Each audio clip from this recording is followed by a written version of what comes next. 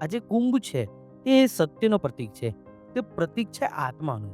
એ પ્રતીક છે તે બિંદુનું જ્યાં પહોંચવા માટે આપણે સૌ જન્મ્યા છીએ. આપણો જન્મ ના તો વિષ પીતા રહેવા માટે થયો છે, ના આપણો જન્મ રત્નો, આભૂષણો અને કલ્પનાઓમાં અને કામનાઓમાં, જેમાં પ્રતીક એ બધા કે અપ્સરાઓ નીકળી રહી છે, રત્ન નીકળી રહ્યા છે અને કામધેનુ નીકળી રહી છે. આ બધું શું છે? આ બધું કામના પૂર્તિની રીતો છે. તો ના તો આપણો જન્મ એ માટે થયો છે કે આપણે સંબંધો જેવા વિષમાં ફસાઈ જઈએ, ના તો આપણો જન્મ એ માટે થયો છે કે આપણે કામનાઓના ચક્કરમાં પડી રહી જઈએ.